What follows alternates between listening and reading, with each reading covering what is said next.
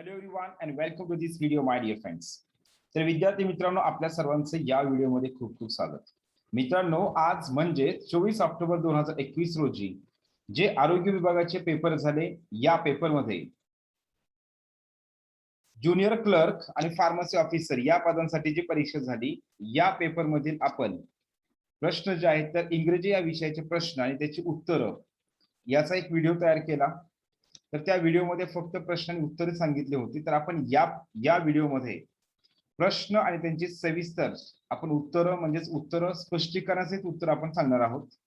आणि प्रत्येक प्रश्न जो आहे तो कोणत्या टॉपिक वरती विचारला आहे, तो प्रश्न कशा स्वरूपात विचारला आहे, तर ते आपण सगळेच प्रश्न जसेच्या तसे आपण या ठिकाणी घेणार आहोत आणि तसेच या प्रश्नांचं आपण अनालिसिस सुद्धा करणार आहोत. चला तर मग आपण प्रश्नांचं अनालिसिस सुरू करू.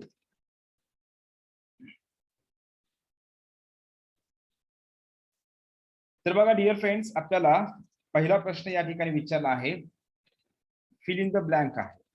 वाक्याचा कर्ता जो आहे तर तो वन आहे. आणि लक्ष द्या, वन जर वाक्याचा कर्ता असेल तर त्या ठिकाणी जे आहे तर आता इथं प्रोनाउन असे या ठिकाणी शब्द वापरला आहे. मात्र खरं पाहता जो आहे तर वन्स हा जो शब्द आहे तर हा प्रोनाउन नाही, तर वन्स हा शब्द ऍडजेक्टिव्ह आहे, पॉझिटिव्ह ऍडजेक्टिव्ह आहे. तर लक्ष द्या, या ठिकाणी वन साठी आपण वन्स वापरतोय, हीच हर्स वापरत नाही. म्हणून या ठिकाणी याचं उत्तर जे आहे तर हे सी येत आहे. तर हा सुद्धा प्रश्न जो आहे तर हा प्रश्न एमपीएससीच्या पेपरमध्ये विचारलेला आहे. तर मित्रांनो, तुम्हाला एक सुरुवातीलाच मी एक क्लिअर करेल, या पेपर मधले ज्युनियर क्लर्क आणि फार्मसी ऑफिसर या पेपर मधले तसेच आरोग्य विभागाचे जे ग्रुप सी चा जो पेपर झाले, तर या पेपर मध्ये सुद्धा जे प्रश्न विचारलेले आहेत तर हे प्रश्न साधारणतः एमपीएससीच्या पेपर मधले सगळेच प्रश्न या ठिकाणी विचारलेले आहेत. तर बघा डिअर फ्रेंड्स, 2019 मध्ये जे महापोर्टलचे पेपर झाले तर त्या पेपरमध्ये प्रश्न जे आहे ते प्रश्नाचं स्वरूप जे आहे तर ते स्वरूप ठरलेलं नसायचं. काही वेळेस प्रश्न शब्दांचे विचारले तर सगळे प्रश्न शब्दांचेच असायचे. मात्र या पेपरमध्ये मात्र त्यांनी काय केलं आहे, जे प्रश्न आहेत ते ग्रामरचे पण विचारले आहेत आणि शब्दांचे पण विचारलेले आहेत. म्हणजे त्यांनी बॅलन्स एक व्यवस्थित ठेवलेला आहे. चला ठीक आहे, पहिला प्रश्न याच्या आणि हे प्रश्न जे आहेत हे बऱ्यापैकी 80 ते 90% प्रश्न जे आहेत ते प्रश्न हे एमपीएससीचेच प्रश्न विचारलेले आहेत डिअर फ्रेंड्स. तर बघा, दुसरा प्रश्न आहे सिंपल सेंटेन्स विचारला आहे. काय विचारले? Simple sentence. तर या ठिकाणी या वाक्यामध्ये जे दोन वाक्य दिले आहेत तर त्या दोन वाक्याचा एक सिंपल सेंटेन्स करायला सांगितलं आहे. तर बघा, पहिलं वाक्य हे दोचं वाक्य आहे, तिसरं वाक्य सी हे जे वाक्य आहे तर हे ऍटचं आहे आणि हे वाक्य वाईलचं. तर खरं पाहता जर विचार केला आपण, ए, सी आणि डी हे तीनही वाक्य जे आहेत हे तीनही वाक्य काय कॉम्प्लेक्स सेंटेन्स आहेत. काय कॉम्प्लेक्स सेंटेन्स? हे पण कॉम्प्लेक्स सेंटेन्स, कॉम्प्लेक्स, आणि हे सुद्धा कॉम्प्लेक्स सेंटेन्स. म्हणजे या ठिकाणी विचारलंय का आपल्याला सिंपल सेंटेन्स. आपल्या जर कॉन्सेप्ट क्लिअर असतील तर आपण कमी वेळेमध्ये उत्तर काढू शकतो. इन स्पाइट ऑफ हा जो शब्द आहे, इन स्पाइट ऑफ, डिस्पाइट हे शब्द आपण सिंपल सेंटेन्स मध्ये वापरतोय. आणि मग म्हणून मी बॅच मध्ये शिकवत असताना तुम्हाला सिंपल सेंटेन्स मध्ये कोणते शब्द येतात, कंपाऊंड सेंटेन्स मध्ये कोणते शब्द येतात आणि कॉम्प्लेक्स सेंटेन्स मध्ये कोणते शब्द येतात आपण हे शिकवलेलं आहे. तर बघा, 52 नंबरचा प्रश्न, याचं उत्तर येते बी, इन स्पाइट ऑफ हे वाक्य सिंपल सेंटेन्स आहे. त्याच्यानंतर बघा नेक्स्ट या ठिकाणी, Sheila was kept waiting by her husband, हे अशा प्रकारचा प्रश्न सुद्धा एमपीएससीने विचारलेला आहे. तर हे या ठिकाणी बघा, वाक्य आपल्याला या वाक्याचं वाईस चेंज करायचं आहे. दिलेलं वाक्य कोणत्या वाईसचं आहे? दिलेलं वाक्य पॅसिव्ह वाईसचं आहे. हे वाक्य पॅसिव्ह वाईसचं आहे, याला आपल्याला ऍक्टिव्ह वाईस करायचं आहे. मग बायच्या नंतर करता असतोय. पॅसिव्ह वाईस मध्ये जो बायच्या नंतर जो शब्द दिला जातो तर तो करता असतोय. मग ऍक्टिव्ह वाईसची सुरुवात ही कशाने करायची? कर्त्याने करायची. मग या ठिकाणी हर हजबंड, त्याच्यानंतर वॉज प्लस V3 हे कुठल्या टेन्स मध्ये येत आहे? हे वॉज प्लस V3 हे V2 sorry was plus V3 हे सिंपल पास्ट टेन्स मध्ये येत आहे. आणि सिंपल पास्ट टेन्स मध्ये आपण ऍक्टिव्ह वाईस मध्ये काय वापरतो? V2 वापरतो. काय वापरतोय? V2 वापरतोय. मग her husband kept Sheila waiting, या ठिकाणी उत्तर जे आहे त्याचं उत्तर हे बरोबर आहे. इथं शेवटी फुल स्टॉप आहे डिअर फ्रेंड्स. ठीक आहे. त्याच्यानंतर नेक्स्ट 54 नंबरचा प्रश्न बघा, त्यामध्ये जे आहे तर ऍज सून ॲजचं वाक्य दिले, त्याला नो सूनर करायचं. मग आपण ऍज सून ॲज काढतो, त्याच्या जागी नो सूनर वापरतो. पण याच्यामध्ये आणखी एक गोष्ट महत्वाची, इज, लक्ष द्या, हे सुद्धा वाक्य परीक्षेने विचारलेलं वाक्य आहे. आणि डिअर फ्रेंड्स, आपलं जे पुस्तक आहे तर या आपल्या पुस्तकामध्ये मी 1984 पासून ते 2019 पर्यंतचे जे एमपीएससीने प्रश्न विचारले आहेत तर ते सगळे प्रश्न आपण टॉपिक वाईज आणि विशेषतः रूल वाईज दिले आहेत. त्याच पुस्तकामध्ये आपण 2011 ते 2016च्या दरम्यान जे तलाठ्याचे ऑफलाईन पेपर झाले तर ते सुद्धा पेपर, त्या सुद्धा पेपर मधले प्रश्न जे आहेत ते प्रश्न हे टॉपिक वाईज आपण त्या पुस्तकामध्ये कव्हर केलेले आहेत. तसेच 2018 आणि 2019 या 2 वर्षामध्ये जे महापोर्टल म्हणजे ऑनलाईनच्या परीक्षा झाल्या तर त्या परीक्षेमध्ये सुद्धा प्रश्न म्हणजे त्याच्यामध्ये तलाठ्याची परीक्षा झाली, वनरक्षकचे पेपर असतील तर हे सगळेच प्रश्न आपण जे आहेत तर ह्या सगळ्याच पेपर मधले प्रश्न आपण टॉपिक वाईज त्या पुस्तकामध्ये कव्हर केलेले आहेत. तर तुम्हाला प्रॅक्टिससाठी तुम्हाला ते पुस्तक खूप चांगलं आहे आणि तुम्ही जर ते पुस्तक पाहिलं तर तुम्हाला हे सगळे प्रश्न त्या पुस्तकामध्ये 100% पाहायला मिळतील. तर बघा या ठिकाणी ॲज वाक्य आहे तर त्या ठिकाणी नो सुनर करायचं आहे. नो सुनरचा नियम आहे, नो सुनरच्या नंतर आपल्याला लगेच काय करायचं असते डिअर फ्रेंड्स, नो सुनरच्या नंतर हेल्पिंग व्हर्ब वापरायचं आहे. काय वापरायचं? Helping verb. मग नो सुनरच्या नंतर हेल्पिंग व्हर्ब वापरायचंय, नो सुनरच्या नंतर हेल्पिंग व्हर्ब वापरायचं आणि हेल्पिंग व्हर्बच्या नंतर सब्जेक्ट असतोय. या वाक्यामध्ये हेल्पिंग व्हर्ब कोणतं दिलं? इज दिलेलं आहे.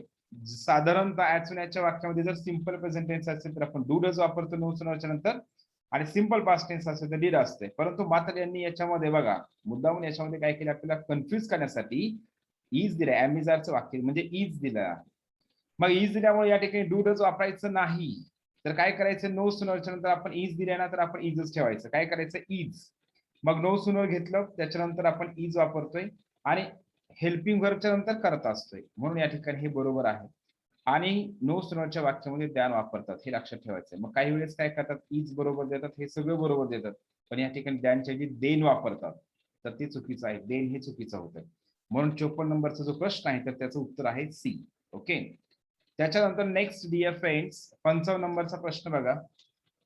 आता या चार हे जे शब्द आहेत विथ रिगार्ड ऑफ म्हणायचं का विथ रिगार्ड ऑन म्हणायचं का विथ रिगार्ड टू म्हणायचं तर साधारणतः आपण बोलताना डिअर फ्रेंड्स ही फ्रेज तर आहे तर विथ रिगार्ड टू म्हणतो. काय म्हणतोय?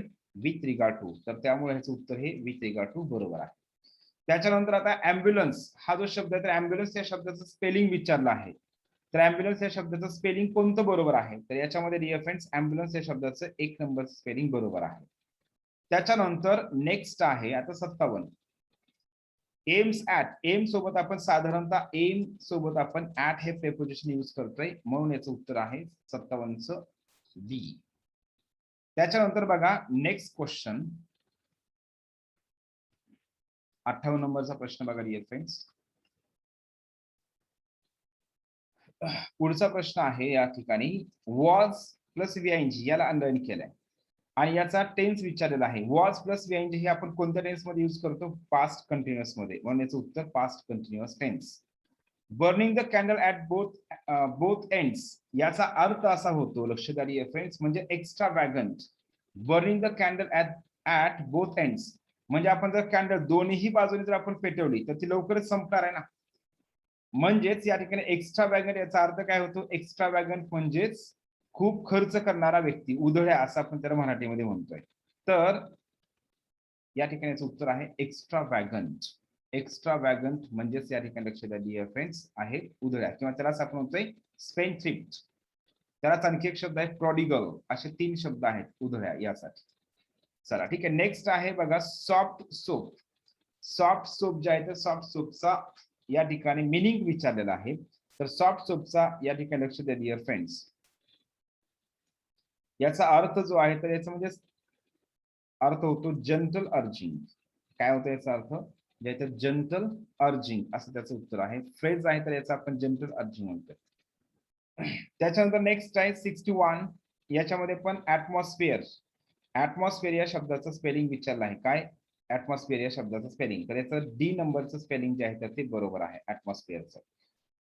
त्याच्यानंतर नेक्स्ट आहे 62 नंबरचा प्रश्न बघा डिअर फ्रेंड्स. 62 नंबरचा जो प्रश्न विचारला आहे तर हाच प्रश्न या ठिकाणी बघा अशा स्वरूपाचा प्रश्न जो आहे तर एक्साइज PSI 2017चा जो पेपर झाला या एक्साइज PSI 2017च्या पेपर मध्ये सुद्धा आपल्याला एक पुढचं वाक्य दिलं होतं आणि वॉज एबल टू चं वाक्य दिलं होतं. वॉज एबल टू चं वाक्य दिलं होतं.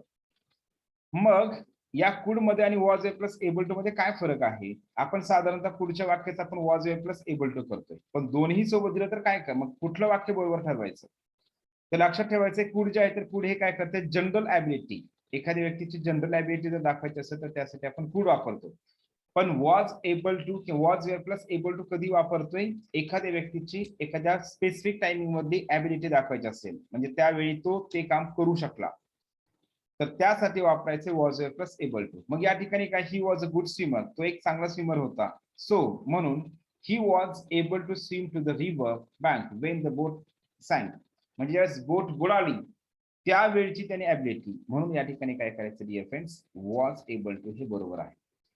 ठीक आहे. त्याच्यानंतर नेक्स्ट आहे 63. हा सुद्धा या ठिकाणी बघा इथं काय विचारलंय, एक डिस्क्राईब केलेलं आहे आणि याच्यामध्ये असं एक या ठिकाणी कंडिशन दिलेली आहे, एक इन्फॉर्मेशन या ठिकाणी सांगितलेलं आहे आणि ही आता इन्फॉर्मेशन सांगितले काय, मेनी पीपल बिलीव्ह दॅट, म्हणजे खूप लोक असा विश्वास ठेवतात की ज्यावेळेस मांजर रस्त्याने आपल्याला जाताना आडवं येतं, तर त्यावेळी तर या मांजराच्या आडवं जाण्यासंदर्भातलं आपल्याला या ठिकाणी सांगितलेलं आहे. तर डिअर फ्रेंड्स, या ठिकाणी मांजराचं आडवं जाणं या ठिकाणी जे आहे तर आपण याला काय करतो, एक अंधश्रद्धा आहे. याला काय म्हणतो आपण, एक अंधश्रद्धा. मग ही जी कॉन्सेप्ट अंधश्रद्धा इंग्लिश मध्ये काय म्हणायचं, तर अंधश्रद्धेला आपण म्हणतो सुपरस्टिशन. काय, सुपरस्टिशन.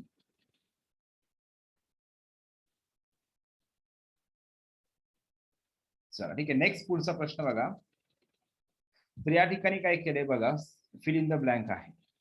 तर I am getting dash dash, it is too cold here, don't worry dear, I will bring sweater for you. तर या ठिकाणी लक्ष द्या, टू कोल्ड हिअर, तर chill to bone, chill to bone याचा अर्थ होतो एक्स्ट्रीमली कोल्ड, म्हणजे खूप थंडी असते असं याचा अर्थ होतो. म्हणून या ठिकाणी डी नंबरचं ऑप्शन बरोबर येतं डिअर फ्रेंड्स. वाक्याचे दोन्ही जे कन्व्हर्सेशन आपले डायलॉग किंवा कन्व्हर्सेशन कंप्लीट करायचं असेल तर त्या ठिकाणी कन्व्हर्सेशनचा विचार केला तर चिल टू बोन याचा अर्थ होतो खूप थंडी असणं, तर त्यामुळे त्याचं उत्तर डी बरोबर आहे. त्याच्यानंतर नेक्स्ट आहे पुढचा प्रश्न 65 आय थिंक, येस 65. तर या ठिकाणी बघा कॉन्टिंजंट हा शब्द दिलेला आहे, तर याचा आपल्याला या ठिकाणी क्लोजेस्ट मिनिंग विचारलेला आहे. मग आता जनरली लक्ष द्या, क्लोजेस्ट मिनिंग ज्यावेळेस विचारला जातो त्यावेळेस त्या वाक्याचाही अर्थ आपल्याला त्या ठिकाणी लक्षात घ्यावा लागतो. The company's future is contingent on the outcome of the trial, जी येणारी जी चाचणी आहे त्या चाचणीचा जो परिणाम आहे, चाचणीच्या परिणामावरती कंपनीचं भविष्य अवलंबून आहे. या अर्थाने डिअर फ्रेंड्स काय आहे, डिपेंडंट हा शब्द बरोबर येतो.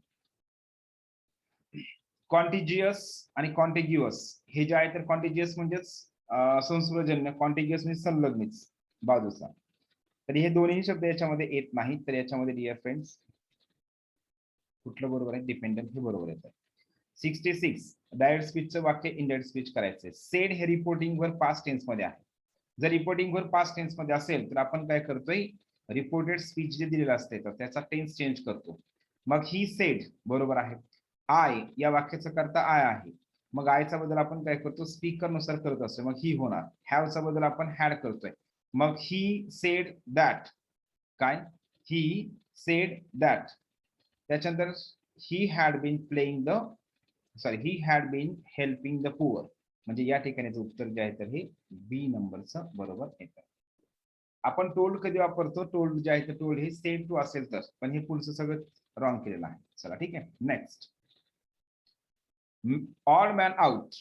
तर ऑड मॅन आउट हे 4 ऑप्शन पैकी कोणतं ऑप्शन ऑड आहे, तर ते आपल्याला असं विचारलाय प्रश्न. तर याच्यामध्ये फ्रीडम हा शब्द लक्ष द्या, फ्रीडम हा शब्द जो आहे तर तो ऍबस्ट्रॅक्ट नाउन आहे, विजडम ऍबस्ट्रॅक्ट नाउन आहे, पॉवर्टी पण ऍबस्ट्रॅक्ट नाउन आहे, म्हणजे तीनही ऍबस्ट्रॅक्ट नाउन आहेत. आणि पुअर मॅन हे जे ऑप्शन आहे तर हे ऍबस्ट्रॅक्ट नाउन नाही, तर पुअर मॅन याच्यामध्ये ऍडजेक्टिव्ह प्लस नाउन दिलेला आहे. म्हणून या ठिकाणी हे उत्तर जे आहे तर याचं उत्तर 67 नंबरचं उत्तर बरोबर आहे. त्याच्यानंतर नेक्स्ट बघा पुढचा प्रश्न, ब्युटिफुल हा शब्द जो आहे तर ब्युटिफुल हा शब्द काय डिअर फ्रेंड्स, या वाक्यामध्ये ब्युटिफुल याच्यानंतर ड्रेस हे नाउन आहे, मग ब्युटिफुल हा शब्द या वाक्यामध्ये ऍडजेक्टिव्हचं काम करतोय. त्याच्यानंतर नो सुनरचं आणखी एक वाक्य विचारलंय बघा, नो सुनर त्याच्यानंतर डीड वापरलंय. जर नो सुनरच्या नंतर जर डीड असेल तर आपण काय करतो, डीड वापरायच्या नंतर आपण क्रियापदाचं पहिलं रूप घेतोय. मग डू डज डीड आलं की क्रियापदाचं पहिलं रूप असे लक्षात ठेवायचं, आणि डू डज डीड आल्याच्या नंतर V1 वापरायचं, मात्र त्याला एस एस आय एस प्रत्यय वापरला जात नाही, मग V1 वापरायचंय. पण नो सुनरच्या वाक्यासोबत असतं काय, तर दॅन असतंय. म्हणून या ठिकाणी लक्ष द्या डिअर फ्रेंड्स, ऑप्शन क्रमांक बी म्हणजे 69चं उत्तर काय, बी, एंटर दॅन. आता इथे इथं पण आहे, मात्र इथं काय केलं माहित आहे, इथं देन केलेलं आहे. तर त्यामुळे आपल्याला स्पेलिंग लक्षात ठेवायचंय. दॅन हे त्याचं स्पेलिंग बरोबर आहे. नो सोबत दॅन असते, देन नाही. त्याच्यानंतर 70 नंबरचा प्रश्न. डिअर फ्रेंड्स, हा 70 नंबरचा जो प्रश्न आहे तर तो आपल्याला कंबाईन ग्रुप बी च्या पेपरमध्ये 2018च्या पेपरमध्ये हा प्रश्न विचारलेला आहे. मी तर तुम्हाला सुरुवातीला सांगितलं याच्यामधले जवळजवळ 80 ते 90% प्रश्न जे आहेत ते एमपीएससीचेच आहेत. तर बघा, आयदर शी ऑर दे, या ठिकाणी दे जे आहे तर दे, जर दोन कर्ते आयदर ऑर ने जोडले असतील तर त्या ठिकाणी आपण दुसऱ्या कर्त्यानुसार हेल्पिंग व्हर्ब वापरतो. मग या ठिकाणी दे हे दुसरा कर्ता आहे. दे साठी आपण हेल्पिंग व्हर्ब प्लुरल वापरत असतो. दे हे प्लुरल प्रोनाउन आहे आणि दे साठी प्लुरल हेल्पिंग व्हर्ब वापरायचं. मग हॅव हॅज मध्ये प्लुरल हेल्पिंग व्हर्ब कोणतं आहे? हॅव आहे. म्हणून या ठिकाणी हे बरोबर आहे. तर हे दिलेलं वाक्य बरोबर आहे. त्याच्यानंतर नेक्स्ट 71 नंबरचा प्रश्न बघा. He says it is a fine day. मी आताच तुम्हाला सांगितलं रिपोर्टिंग व्हर्ब जर पास्ट टेन्स मध्ये असेल तर आपण पुढच्या वाक्याच्या टेन्स मध्ये चेंज करतो. मात्र जर रिपोर्टिंग व्हर्ब प्रेझेंट टेन्स मध्ये असेल, लक्ष द्या, आपल्याला सवय लागली, आपण डायरेक्ट स्पीचच्या वाक्याचं इनडायरेक्ट स्पीच करायला सांगितलं की आपण काय करतो, ॲमिजाचा बदल वॉज वेअर करतो. मात्र डिअर फ्रेंड्स, या ठिकाणी हे पाहणं गरजेचं आहे. काय तर ही सेज हे सेज जे आहे तर हे रिपोर्टिंग व्हर्ब हे प्रेझेंट टेन्स मध्ये आहे. कशामध्ये आहे? प्रेझेंट टेन्स मध्ये. मग रिपोर्टिंग व्हर्ब हे प्रेझेंट टेन्स मध्ये असल्यामुळं पुढचं जे वाक्य आहे रिपोर्टेड स्पीचच्या टेन्स मध्ये बदल करायचा नाही, हे लक्षात ठेवायचं. पहिलं वाक्य जे आहे पहिलं वाक्य जे रिपोर्टिंग व्हर्ब दिलेल्या वाक्यामध्ये प्रेझेंट मध्ये आहे तर इथं पास्ट मध्ये केलं, हे चुकीचं आहे. हे पण चुकीचं आहे. तर या ठिकाणी ही सेज हे बरोबर आहे, दॅट पण बरोबर आहे. मात्र इथं काय केलंय, वॉज वापरलेलं आहे. जे की रिपोर्टिंग व्हर्ब जर प्रेझेंट टेन्स मध्ये असेल, रिपोर्टिंग व्हर्ब जर प्रेझेंट मध्ये असेल तर आपण रिपोर्टेड स्पीचच्या टेन्स मध्ये बदल करत नाहीत. म्हणून या ठिकाणी उत्तर हे आहे. आता बऱ्याच विद्यार्थ्यांनी काय केले, सी हे उत्तर याचं केलेलं आहे, जे की चुकीचं आहे डिअर फ्रेंड्स. चला ठीक आहे, नेक्स्ट बघा प्रश्न 72.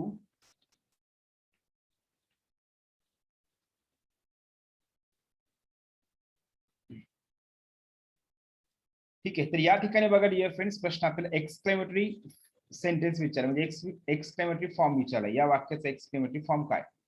तर बघा, अव्हेरी आहे. अव्हेरी जर असेल तर आपण काय करतो, अव्हेरी जर वाक्यामध्ये असेल आणि त्या वाक्याचं जर एक्सक्लेमेटरी सेंटेन्स बनवायचं असेल तर आपण काय करतो, व्हॉट अ वापरतो. आणि फक्त जर व्हेरी असेल तर आपण त्या ठिकाणी हाऊ वापरतो.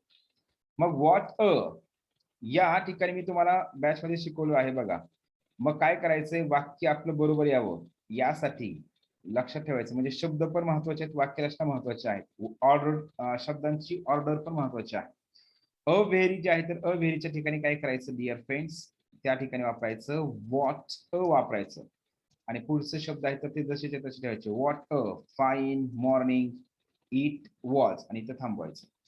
म्हणजे आपलं वाक्य बरोबर येते, म्हणजे शब्द सुद्धा चेंज होत नाही. आता परीक्षेमध्ये ह्यामध्ये तुम्हाला सोपं दिलंय, पण काही पेपरमध्ये काय करतात, व्हॉट अ फाईन मॉर्निंग आणि वॉज इट करतात. मग नेमकं इट वॉज बरोबर आहे का वॉज इट बरोबर आहे? तर वॉज इट नाही, कारण हे वॉज इट हे प्रश्नार्थक वाक्याची वाक्यरचना आहे. म्हणून या ठिकाणी याचं उत्तर हे जे आहे तर हे डी आहे, बरोबर. ठीक आहे. त्याच्यानंतर नेक्स्ट डिअर फ्रेंड्स बघा, अँटोनिम ऑफ ब्लंट. या ब्लंट या शब्दाचं अँटोनिम काय, म्हणजे विरुद्धार्थी शब्द काय? ब्लंट म्हणजेच काय असते, ब्लंट म्हणजे बोथट. एखादी जी आपण काय म्हणू आपण त्याला, सीझर्स कात्री असेल, चाकू असेल तर ती बोथट झाली, ब्लंट झाली. म्हणजेच या ठिकाणी जे आहे तर त्याला शार्प करायची गरज आहे. तर ब्लंटचा विरुद्धार्थी शब्द काय आहे? शार्प, धारदार. ऍब्जर याचा अर्थ, याचा समानार्थी शब्द रिनाउन्स पण होतो, त्याग करणे पण होतोय. या ठिकाणी मग काय करायचं dear friends, to take back असं आहे. मला वाटतं मागच्या ज्या आरोग्य विभागाचे पेपर झाले तर त्या पेपरमध्ये सुद्धा हा प्रश्न विचारलेला होता, जसाच्या तसाच प्रश्न विचारला होता. ठीक आहे, तर ऍब्जरचा अर्थ होतो टू टेक बॅक. त्याच्यानंतर 75 मॅस्कुलाइन म्हणजे मॅस्कुलिन जेंडर. त्याच्यामध्ये जे मॅस्कुलाइन आहे ना तर त्याचं स्पेलिंग इथे विचारलेलं आहे. तर मॅस्कुलाइनचं स्पेलिंग जे आहे तर हे बरोबर आहे सी नंबरचं.